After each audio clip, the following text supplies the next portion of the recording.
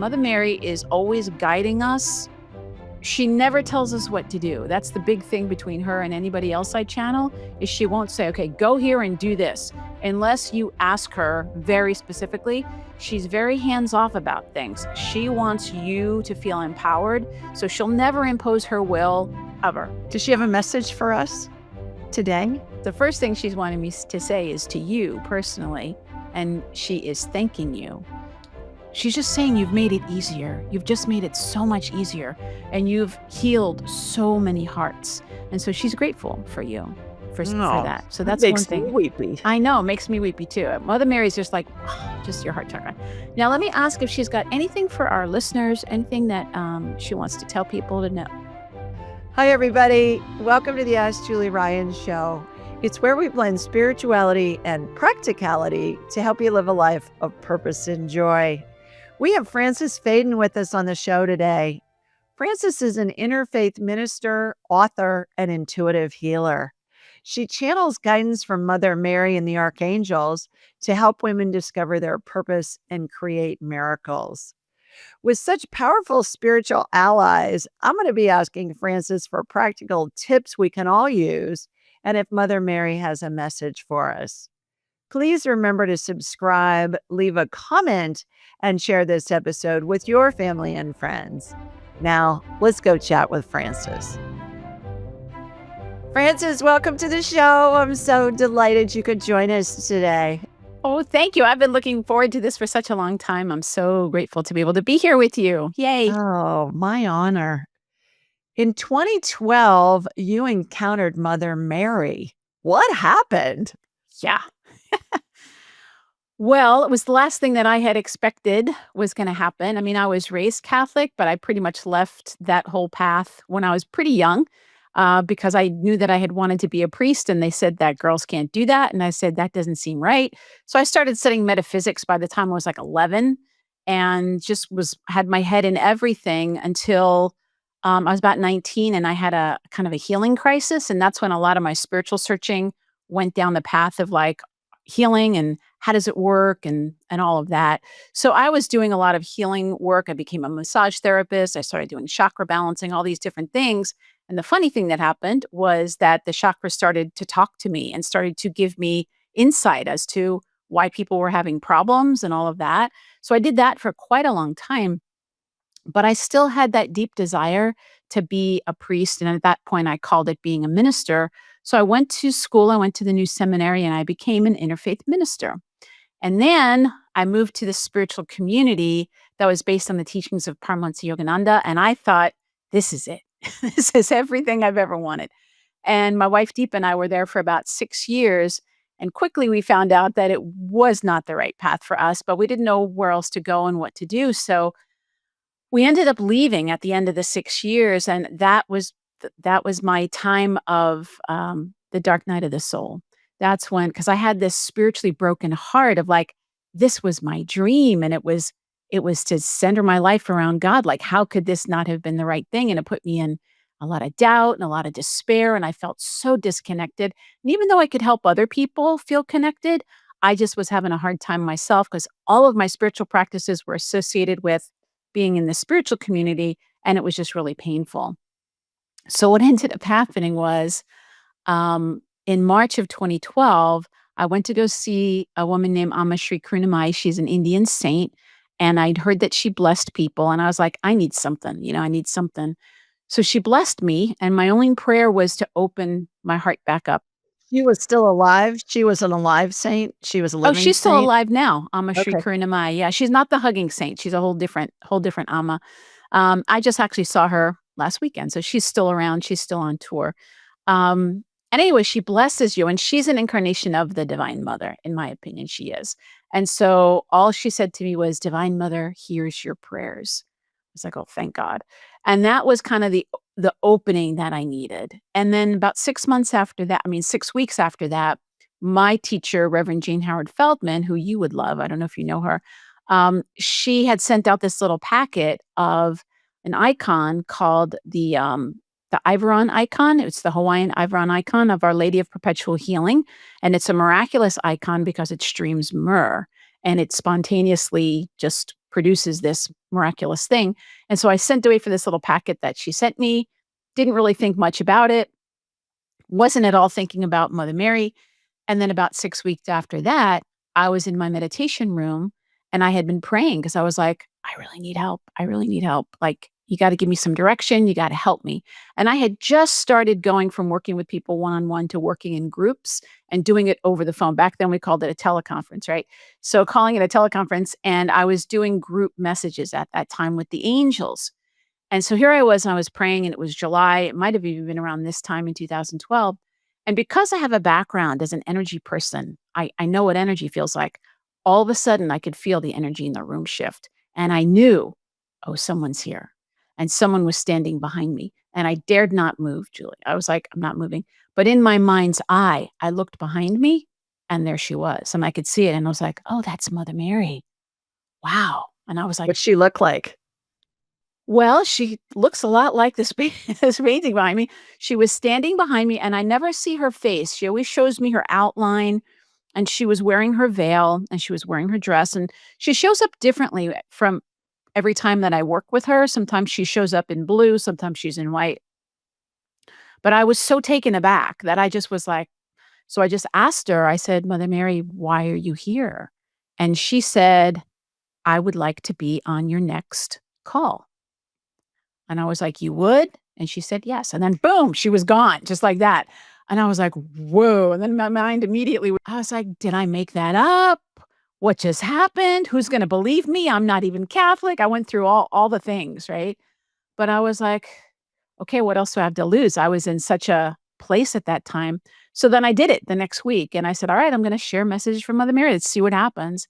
And I was able to do it very easily. And at the end, I didn't ask for any feedback, but at the end, the first three people said, if you're wondering about your purpose, this is it. This is what you're meant to be doing. That was amazing. So ever since then, I've been working with Mother Mary, channeling her messages, and just trying to help people connect. Now, I just have to say, that I call her Mother Mary, but I've learned as an interfaith minister that this is a universal energy. It's really the energy of unconditional love. I believe that if I was in a different country with a different form of Divine Mother, if I was in China, it would be Kuan Yin. If I was somewhere else, it would be different. She came to me in that form. And believe me, it wasn't the form. I would have rather had like an alien from like Mars come and try to help me because I was like, oh no, no, no, no, this is not going to work. But it's been the most healing thing for me. Well, and I refer to her as the Virgin Mary, because 12 years of Catholic schools, it's like that's the Virgin Mary, and she participates. Where I see her the most, Francis, is when I'm having a healing done on me by my mentor. She's at the head. She's behind my head, like you, and she looks like the statue. She's got her white veil on and her blue cloak, or vice versa. It's usually blue and white. Her hands and her arms are usually outstretched. And she looks like the statues because that's our human frame of reference for Mother Mary. And I agree with you that she is the symbol of universal energy that can take different forms in Yeah. different cultures and different religions and different experiences that people have around the globe and beyond, even in the galaxies far, far away. I'm going to ask you if you'll channel her later and see if she has a message for us. But I Okay. have about a bazillion questions for you All first right. Bring them before on. we get to that. What's something that people wouldn't expect about the energy of Mother Mary? Well, when I first encountered her, I had been raised Catholic, but I wasn't practicing at all, and I still am not. Um, and so I said to her, "Oh, Mother Mary, I'm not Catholic." And she smiled and she said, "Neither am I," which is Isn't true you? on Yeah, so many levels. That's true, right? right. So I think that how accessible she is.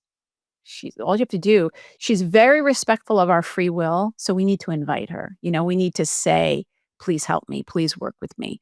So how accessible she is and how funny she is. She's got a really, really good sense of humor. And And she wants us to be happy and joyful. There's this kind of thing that I grew up with in Catholicism of like suffering is a good thing. Mother Mary has never said to me, "Oh, yeah, suffering." She's never said that to me. So I think the universality is probably the thing that is probably most surprising. Well, and that's my next question. You must be psychic or something. Because I was gonna ask, that's what I always say, "I must be psychic or something." Because I was gonna ask about there are many Marian apparitions around the world, and certainly some at very famous shrines, Lourdes, Fatima, Medjugorje, on and on and on and on. And that her wanting us to live lives of joy and her being so joyful, how does that correlate with the other messages that have been delivered in those other parts of the world, some of which are ancient, ancient sites where she's been appearing, and and I certainly know that she doesn't just appear at Lourdes or Fatima. She can appear in a field. She appears behind me when I'm laying on a massage table getting a healing. So, is there a correlation between the messages you receive and the messages that have been portrayed and talked about throughout the centuries? And if not, how do you explain that? Yeah, great question. Thank you. I've been studying these apparitions because I really wanted to understand, like, what is this energy and why does she keep coming back? Like, what is this? I don't know of all the religions that I've studied when I was in seminary, I don't know of any where the divine keeps manifesting and manifesting the way that Mother Mary does.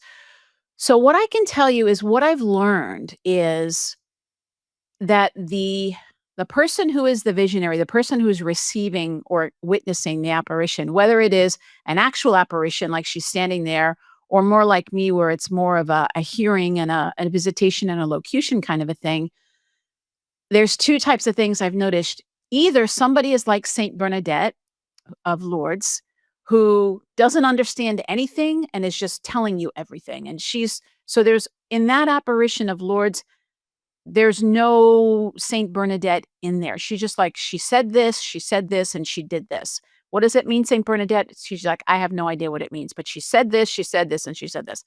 And then most of the other apparitions, in my opinion, are filtered through the person who's seeing them. And so if that person is devoutly Catholic and they're seeing something, they're going to be seeing it through the lens of what they've been told about heaven and hell and purgatory and all those things.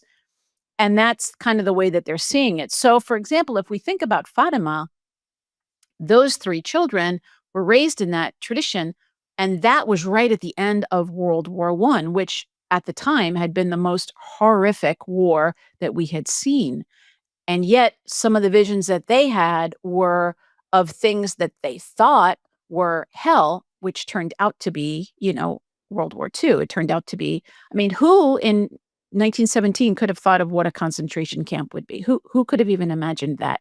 And that there would be gas chambers, like who could imagine that? But they saw those kinds of things and they interpret it through their level of understanding. Even when Mother Mary comes to you individually, she's always going to come at your level of understanding, which is why it's so important for us to pray, to meditate, to keep doing things to expand our awareness. So some of these apparitions, it depends upon how quickly the church got involved to kind of like manage the message. And there are some of them that kind of got locked down really, really fast. A really great book is called The Great Apparitions of Mary by Ingo Swann. And it's more of a historical account, and it's 22 of them.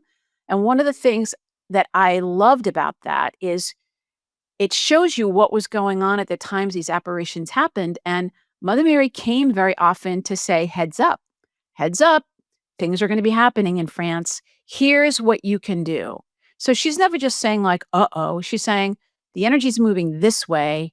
And if everybody starts to pray and let go of their resentments and go this way, we can really shift the tide, which is what she said at Medjugorje, which is what she said in Rwanda. Now, people don't always listen because they always think she's talking about life on the other side, but she's talking about right here, right now, that we can change things. And even still now, she's coming to us as Our Lady of Woodstock, which I know you know.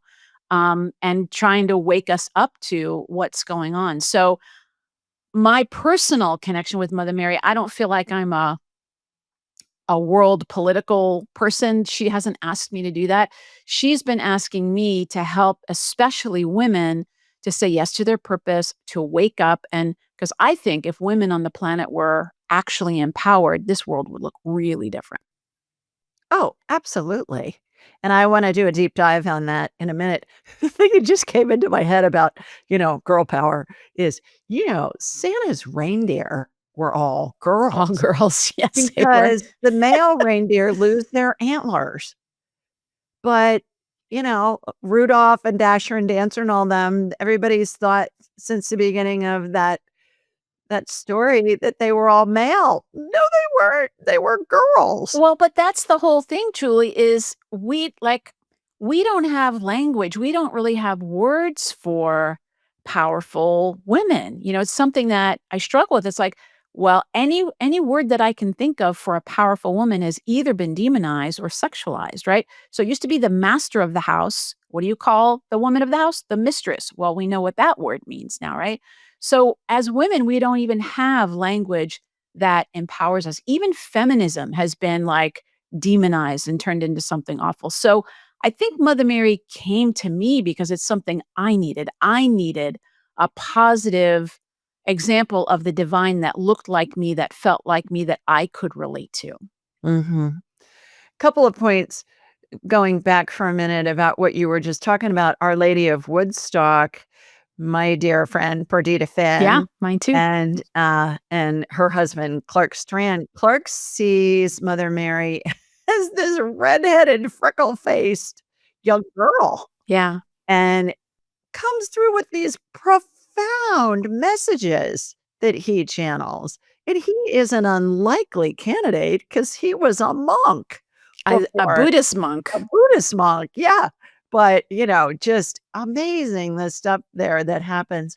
The other thing about, Fatima is during World War One, most of the clergy was illiterate still. A lot of the clergy didn't read or write, and so they were all afraid of anything that they didn't understand, and their scope of knowledge and their frame of reference was very limited to their little villages and things like that. And yet, wasn't it Fatima that one of the messages dealt with Pope John Paul II and when he was shot? Can you tell everybody about that? Yeah, so she was given, Saint Lucia was given secrets. They call them secrets. And I think that happened in Medjugorje too. Just given secrets that she wasn't supposed to reveal. And I think some of them also had to do with World War II, but one of them had to do with the Pope. And I think the prediction or the mystery was that he had actually would be assassinated. Now we know Pope John Paul II had a deep devotion to the Blessed Mother, and he credits her for the fact that he made it through and that he was okay. But that was one of the warnings, I guess we could call them. It was one of the warnings that Mother Mary gave, was like all these changes that were going to be happening. Interestingly enough, around 1900, the messages from the apparitions, which are much less well known, start to criticize the church, start to be critical of the priests and what they're doing and what's happening. And so that's part of the reasons they're not popular. And then, of course, 80 years later, we see why she was being so critical and what some of the things were. She talked about a dark influence that was kind of going to be happening in the church. And then we've seen, all these abuses and things that have happened. And we know it's not specific to only the Catholic Church, but it definitely was happening there. Mhm. Well, and I think to your point about the church coming in and editing it to be the way that they wanted it to be portrayed, if you will, and remembered in history, they have way less control now because of our internet and our ways to communicate. And so, do you find that Mother Mary is appearing more often now to a wider variety of people? Or is it that she's been doing it since the beginning of time and we just know more about it now because of our communication channels? I think um, I think she's been coming the whole time, and I do think we're more aware of it now. I have an app on my phone that's called Marian 365, and every day of the year, it gives you an apparition that happened somewhere. So the reality is, it's like people are like, "Oh, Mother Mary talks to you." I'm like, if she's not talking to you, probably something's wrong because she's talking to all of us all the time. And I mean, it's just like the lady out washing the laundry out by the river in 1858. And there's Mother Mary in the tree coming to tell her, and then the field is fertile that week, whatever. I mean, it's all these different things. It's not just like these isolated little things. It's like she's appeared here in the United States in Wisconsin. I went to go to that apparition site. And she was there to help a woman to, make her ministry flourish and to teach I think it was to teach the native kids at that time. So she appears constantly. It's just not always this over the top thing. Like, have you ever seen the footage of Our Lady of Zaytun, Egypt? Have you ever seen that footage? No, I never heard of it.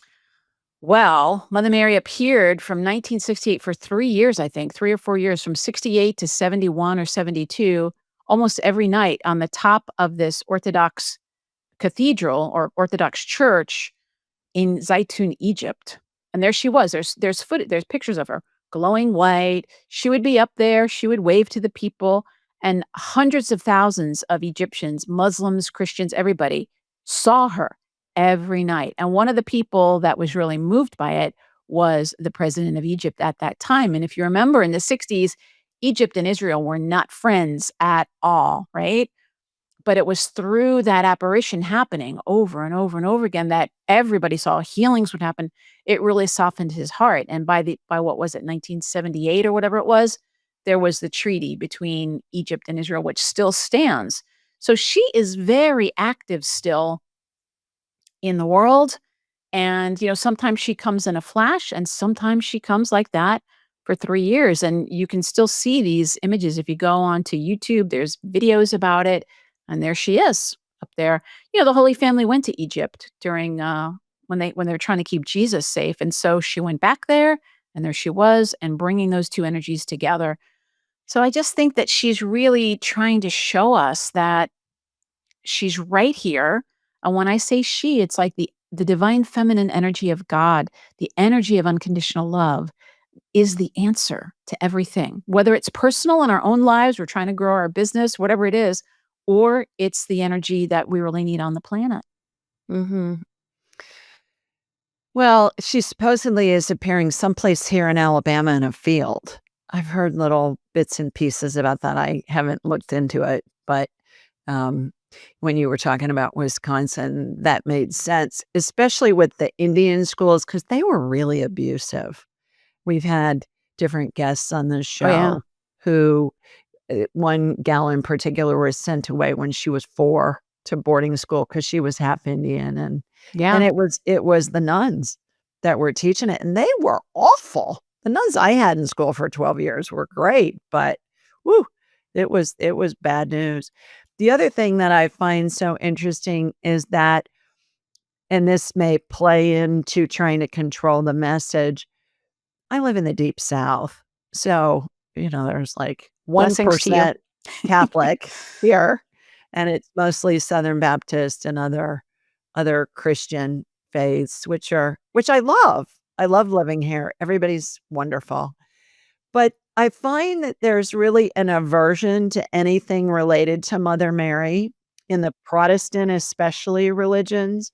And I'm wondering if that stems from Martin Luther or where. Have you looked into that at all? I mean, they just almost get apoplectic when Mother Mary is mentioned in these different Christian faiths. Why is that? Well, I don't know 100% why the reaction is as much as it is, but if we look at what was happening at the time, so we had the Roman Empire, right? And then we had Christianity coming kind of at grassroots level, and they kept trying to squish it, and it wasn't getting squished. And they kept trying to squish it until finally the Roman Empire adopts Christianity. And the way that I say it is, it's not really that the Roman Empire became Christian, it's that Christianity kind of became the Roman Empire. And so it kind of took on this whole other energy. They kind of made it in their own image. And then it became this imperial Christianity, this imperial Catholicism. And then Rome became the center of the Christian world at that time. And then what ends up happening is, as can happen, is a lot of corruption was happening where priests were selling like, oh, you can be free of this sin if you pay this much money. And, Right. so there were all kinds of like shady things that were happening. And Right. Martin Luther was like, hey, hang on, like, let's not do this. And I don't think it was his intention to actually start a whole, I think he was trying to reform the church, which even St. Francis of Assisi was attempting that in his own way by creating that order, which at the time people they were going into these vocations, but they didn't really feel connected. They weren't really practicing that presence. Then St. Francis, that's why I love the saints. I focus on the saints because they're the ones that really get it. And they're the ones that really know. So by the time Martin Luther came, he pointed out these 95 theses, these 95 questions of like, what's going on here? But that opened the door for possibility because up until then, it wasn't even conceivable that you could have anything other than the church. And then once you did that, it kind of splintered in all these different directions. And then you have so many flavors of Protestantism. So I'm not as familiar with the Southern Baptists, but I do know that all of the external ritual and pageantry kind of got stripped away, as in kind of throw the baby out with the bathwater. And I think that's part of here in the United States, part of the challenge that's happened is the mother vibration isn't present really in the church. And we see that now in this country where people are calling themselves Christian and then, in my opinion, doing things that are just not Christian at all and thinking that they're following Christ. And I just think it was let go of, unfortunately. And I couldn't tell you exactly why, other than they got rid of everything that was associated with anything, ritualistic or mythological. Well, and most of those rituals are pagan in origin. They were. The whole May crowning, crowning a statue of Isis and bringing flowers and all of that, that then the church adopted for Mary. And that was interesting. You were talking a minute ago about everybody is in communication with Mother Mary, whether they realize it or not. A friend of mine, and we've had him on the show, Father Sean O'Lara, who grew up poor in Ireland on a farm and was raised by his Druid grandfather and his mystic grandmother. Yeah. He tells the story about how his grandmother had a better relationship with Mother Mary than she did with any of the humans. He said she talked to her all day and she was in conversation with her. And she, was like, he said, no, none of us could see her, but it was obviously she was having a conversation with her. And he said they were dirt poor. And so to your point earlier, that thought just came in my mind that she appears to everybody. Let's change directions for a minute. You also work with archangels and other angels, and you mentioned the saints a minute ago. Do they normally accompany Mother Mary when you experience her? Do they work individually? Do they work as a group of like angels only allowed in this communication? How does all that work? And then also piggybacked onto that, tell us the same about the saints. And are there specific saints with whom you work? Okay, so that's 15 questions all at once. Okay, So, let me write it all down. Okay, so I started out working with the angels. So one of my mentors is Reverend Jane Howard Feldman. She wrote a book called Commune with the Angels. You would love to have her on your podcast. She's amazing. And she's really like very connected with Archangel Michael specifically, and she's a great channel. And she does something called an angelic attunement. I had mine back in 1994. And that's when like a few months later, was like, whoa, who's standing behind me? And it was Archangel Michael, like, the 7 foot tall, 7 foot wide energy, blue with gold and all of that. Archangel Michael, I love him. So he kind of acts like a guardian angel for me. I connect with him on that level. So I was doing work with the angels. I'd been channeling messages and doing all that kind of stuff for a while. And so when Mother Mary made her presence known to me, what I noticed was that Mother Mary comes to me with the number 4. She talks to me in the number 4 a lot. And so that What number does that 4, mean? What does that mean? so that means that um if I see the number 44, that kind of thing, or once I got like a notification from the IRS and it was stamped, the timestamp was 444, and I was like, "Oh, she's got this. I know she's got." So she talks to me through that number, but also it corresponds to the 4 directions. It corresponds to the 4 elements.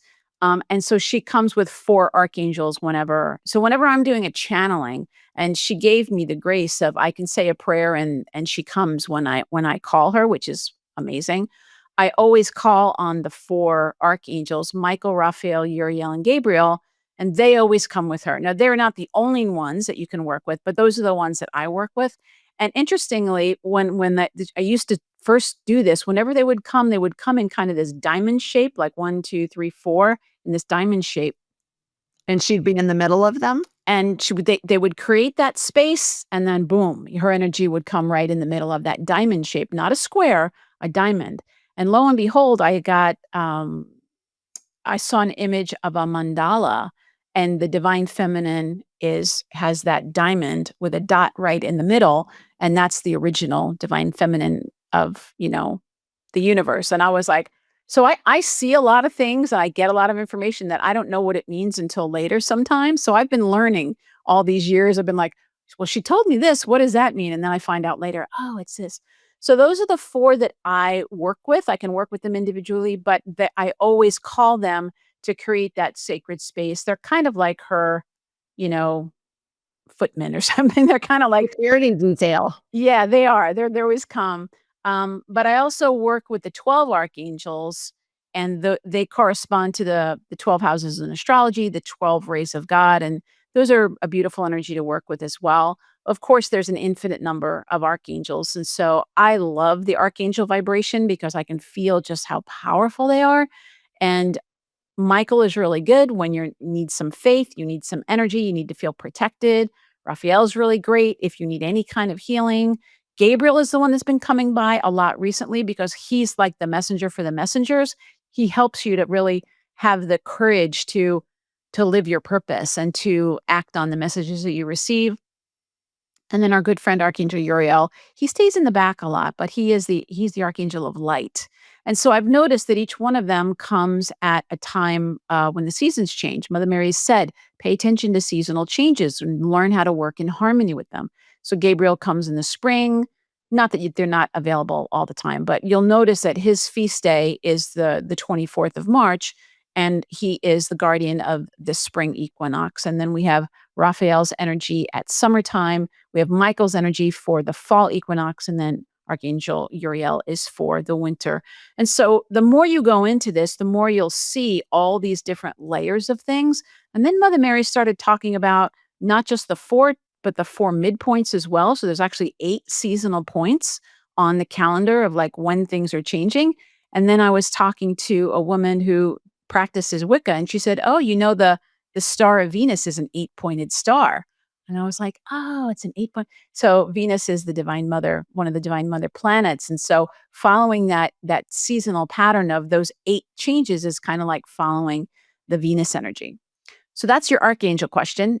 In terms of the saints, ever since I've worked with Mother Mary, I can channel any saint or any being. It's helpful if I know more about them because I understand it more. But I do East and West, so I've worked with Yogananda's energy.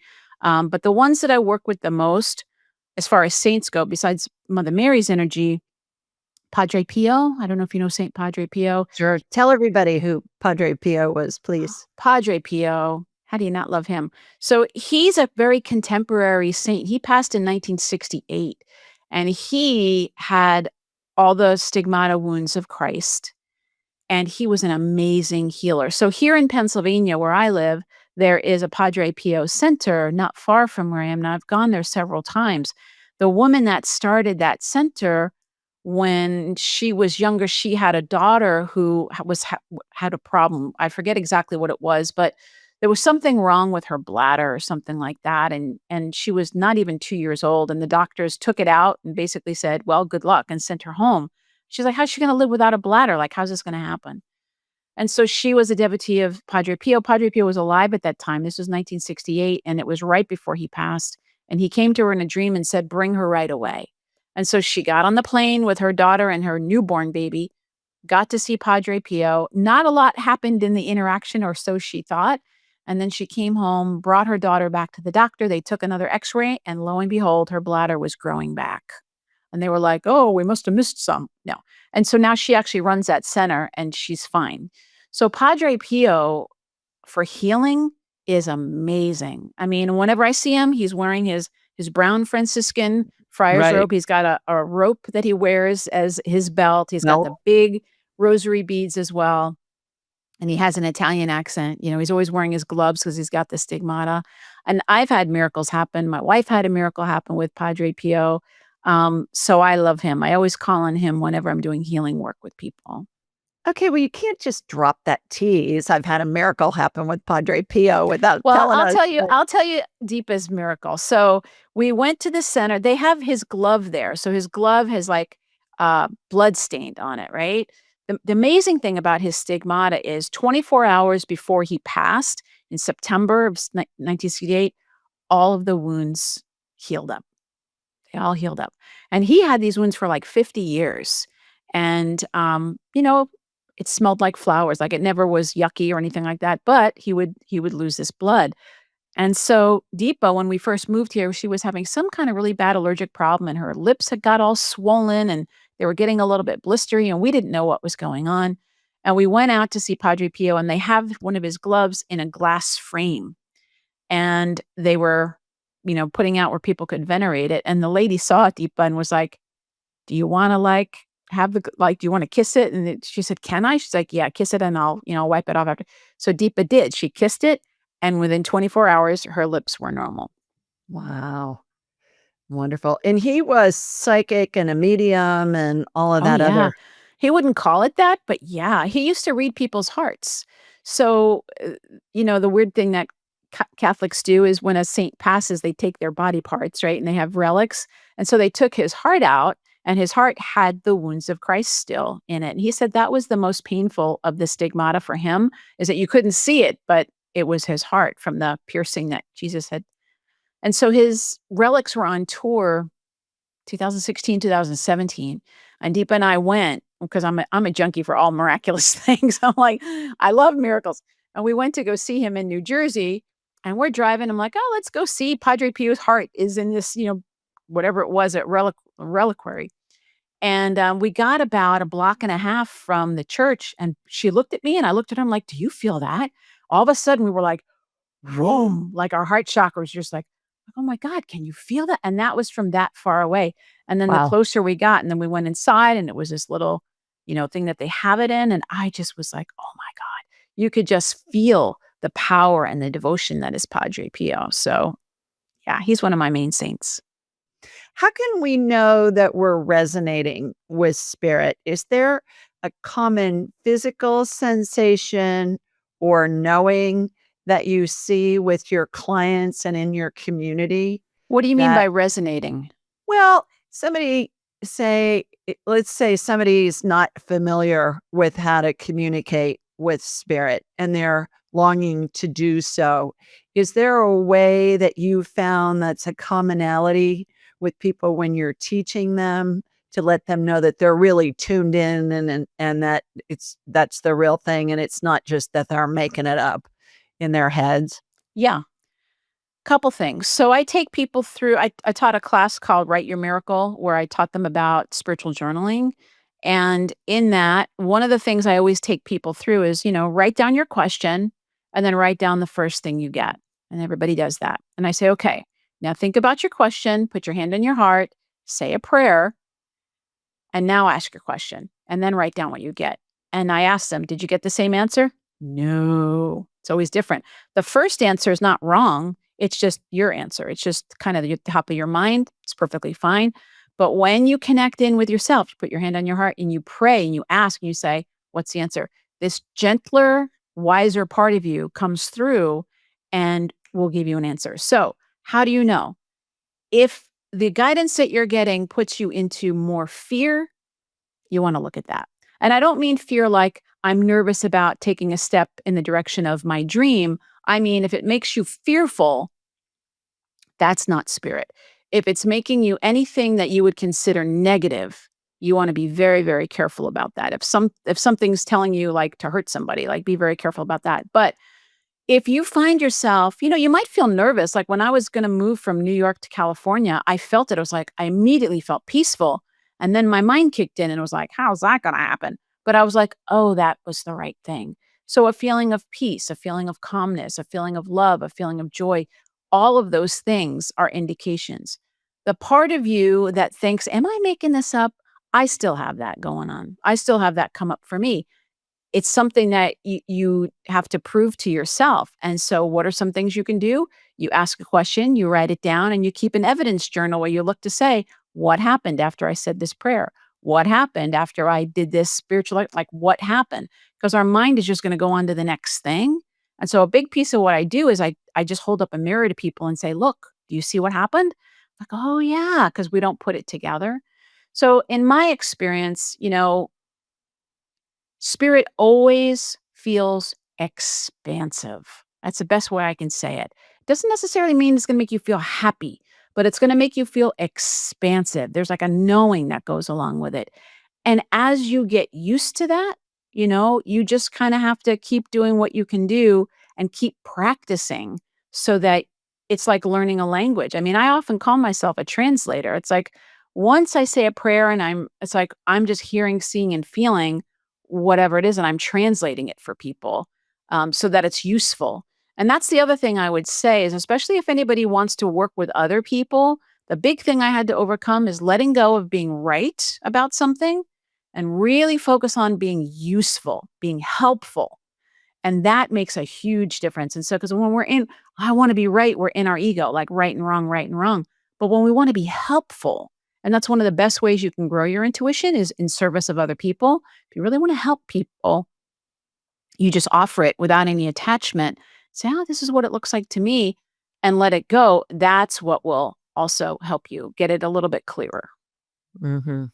We're saying the same thing. I agree. It's that first thing comes in. I always say spirit doesn't communicate on the I feel crappy channels because the vibration is too low, first of all. Secondly, spirit's never going to say, you're just an ugly broad that drools. It's not going to happen.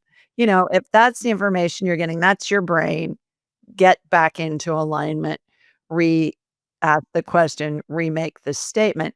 When you're suggesting people say a prayer and come from their heart, do you believe that they're getting into a vibration with spirit that allows them to communicate more easily?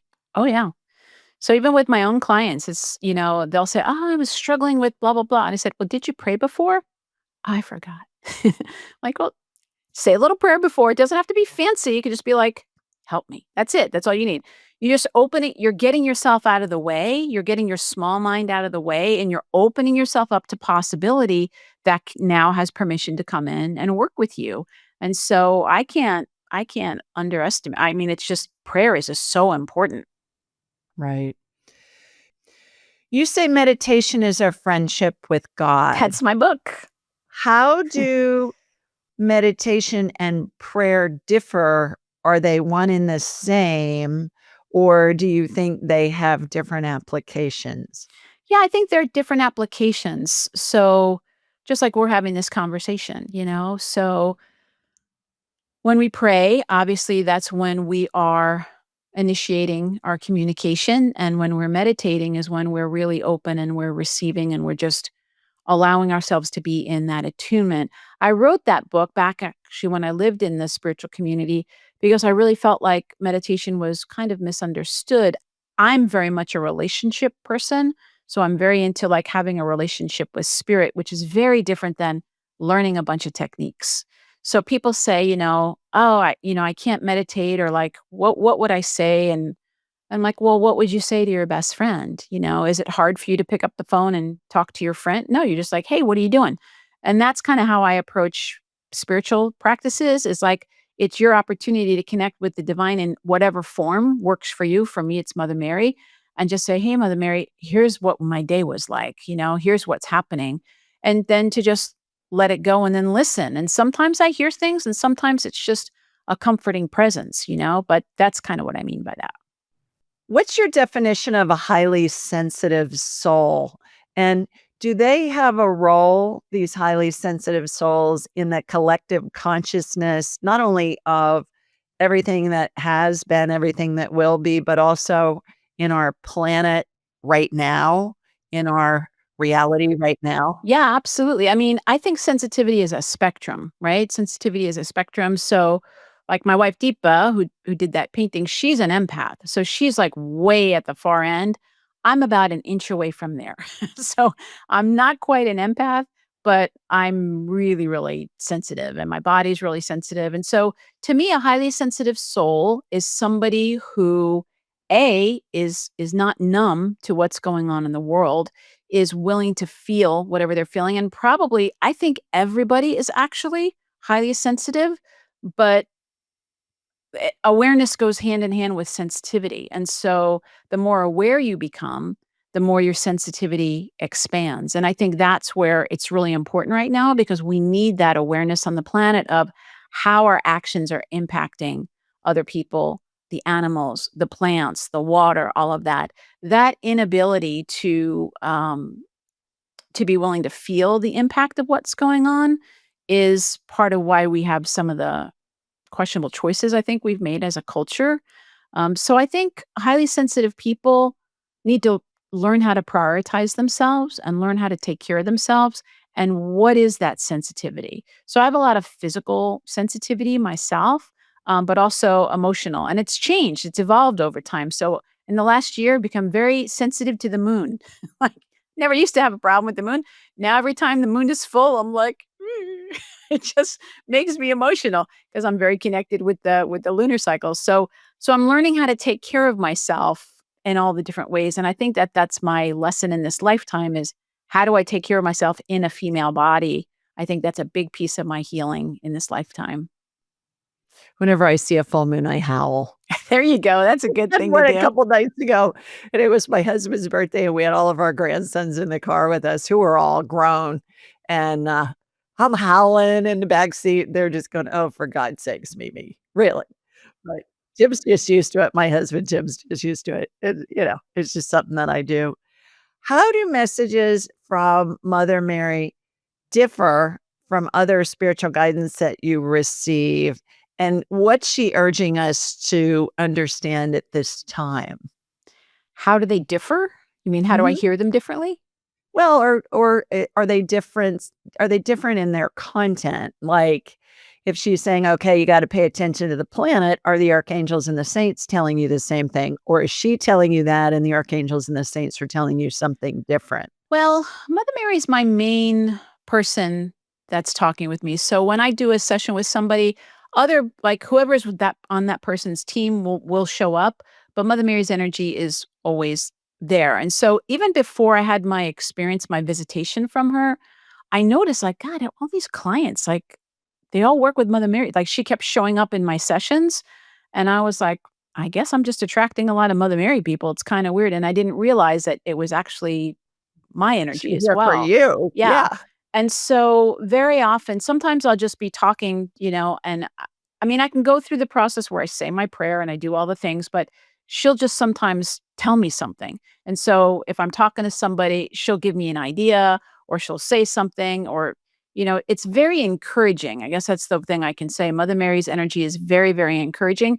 And she gives us a perspective that we can't really that I would never come up with. It's a perspective that looks really, really different. And so I've heard her say things that are so endearing that I would never know. Like, I have somebody who might come for a session with me, and Mother Mary comes through and talks about the prayer they said when they were 5 years old and that they asked for something, I don't know what.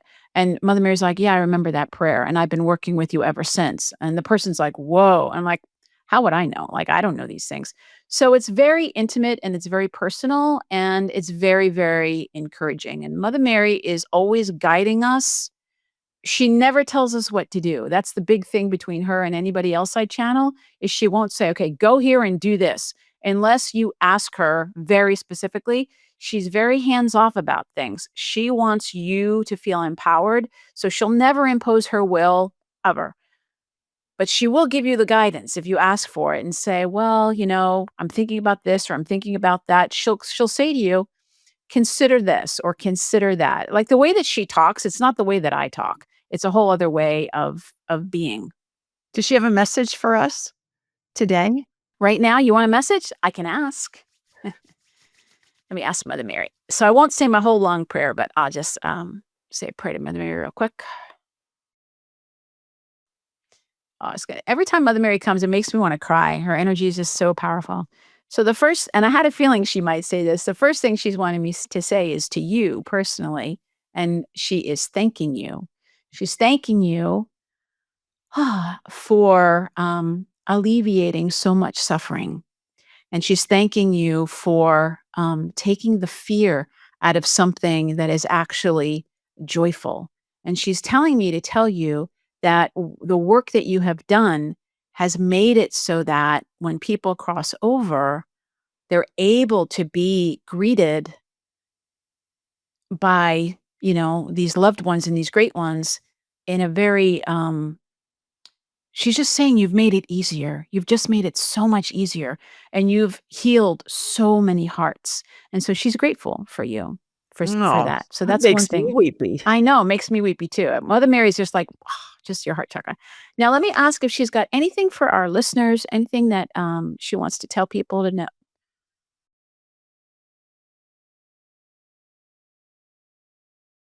Okay. So Mother Mary hasn't been talking to me that much about like current events because I know people are kind of freaked out about current events, and she hasn't really been giving me anything that's been predictive. But what she has been saying is that it's so important for us when we're in a time of great change, which we are right now. In times of great change, it's so important to focus on that which never changes.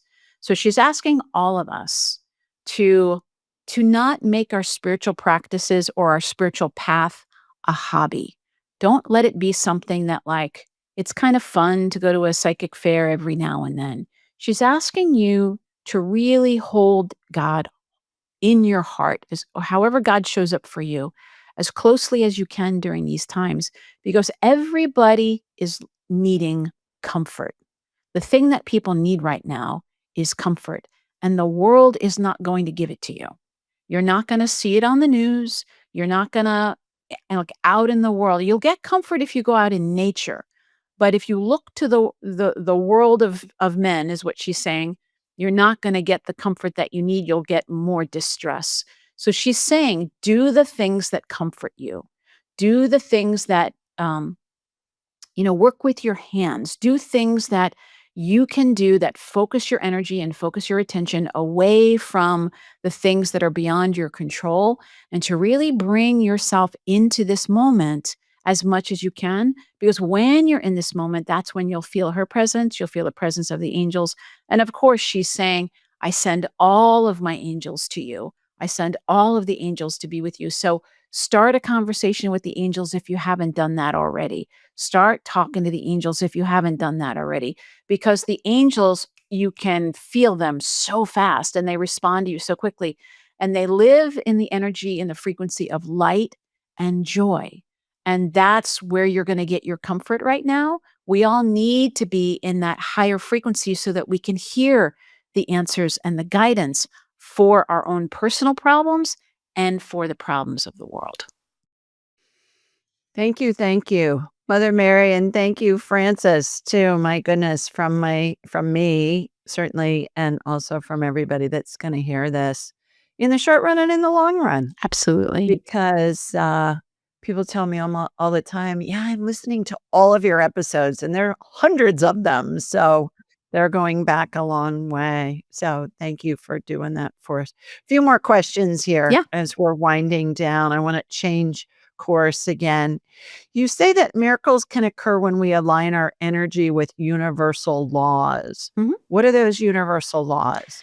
Yeah, so like, for example, the law of vibration, when we're looking at manifestation, the law of vibration, which most people know is like law of attraction, which is kind of a subset of that. So the universe does work by laws. So when we embody the energy of whatever it is that we're desiring to manifest, the universe has to, by law, mirror that energy to us. So the more you become aware of the way that the universe works, the less you're a victim to life happening to you, and you become somebody that can actually be a conscious creator. Now, there's all of those laws, but then the law that I love the most and that I rely on is what I call the law of grace. And so, even if you don't know about all the other laws, the law of grace is what I think Jesus came to teach us, which is yes, in my opinion, all of the Old Testament was about the law of cause and effect. It was all about if you do this, then there's this. It's an eye for an eye. I think I was trying to help people remember that all of that. And then Jesus came and he said, yes, but, or yes, and it's the spirit of the law. And that there's this law of grace. And so when you align yourself with the highest frequency that you can, Mother Mary, Yogananda, Archangel Michael, Jesus, whatever it is that you believe, and you connect with that energy, I've seen it, that you live in a bubble of grace, meaning that whatever might happen to you through the law of karma, it gets mitigated.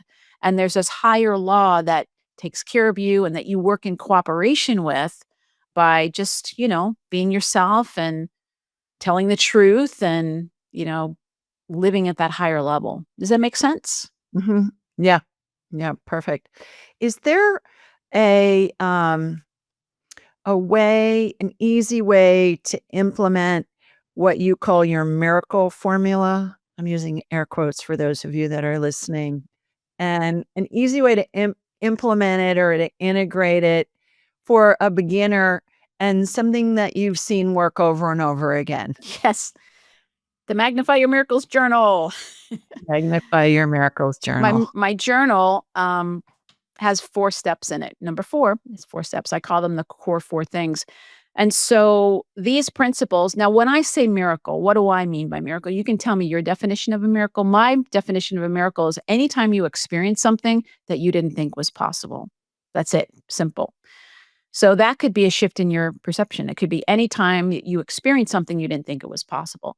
And so how can we have more miracles in our lives? So Magnify Your Miracles, that's the name of my podcast.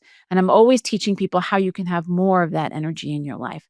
So the 4 practices that I do is one is the gratitude practice. We get ourselves in that place of gratitude by writing out at least 3 things that we're grateful for that are currently in our lives.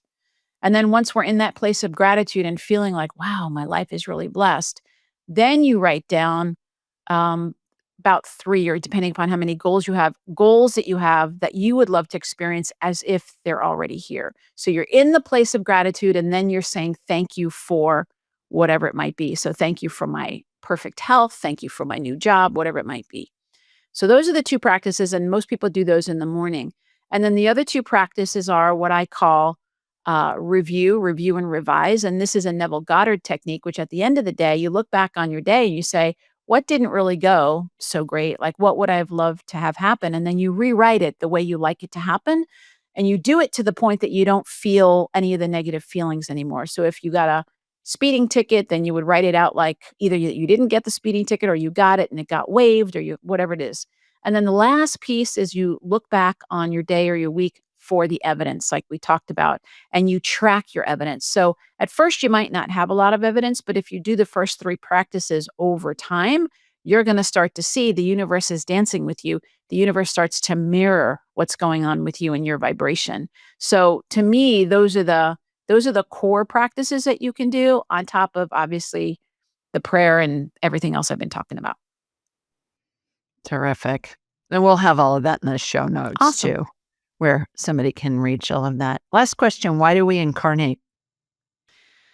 Well, I think that we're here to wake up to who we actually are.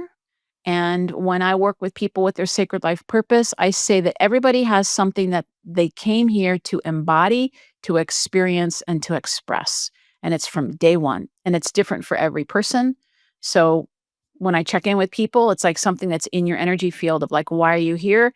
You're here I'm here to embody, experience, and express peace. And I grew up in a family that was really, really anxious. So we're usually born into the opposite energy of whatever we're here to do. So sometimes people that are born into they're here for joy. They're born into like depression or something like that. But I think we're all here to embody, experience, and express something that is unique to us, ultimately to awaken to the truth of who we are. Beautifully said. You are extraordinary, my girl. Oh, thank you. Right back at you. You are eloquent. You communicate in a way that is easily understood by anybody, Thank whether you. they're into the woo-woo spiritual stuff or not.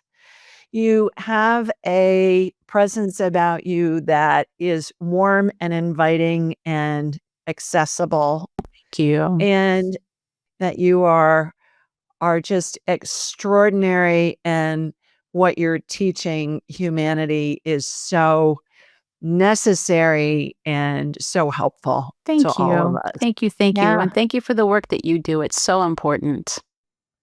Oh, my honor. How can people learn more about you and everything that you have to offer? Yeah, you can just go to my website, francisfayden.com, and that is Francis with an E, as we were saying. And you can tune into my podcast, the Magnify Your Miracles podcast, wherever you get your podcasts, and also on my YouTube channel. All right. Lots to think about, lots to digest here, everybody. Thank you for joining us. And until next time, sending you lots of love from Sweet Home, Alabama, mwah, and from Pennsylvania, too, where Francis is. We'll see you next time.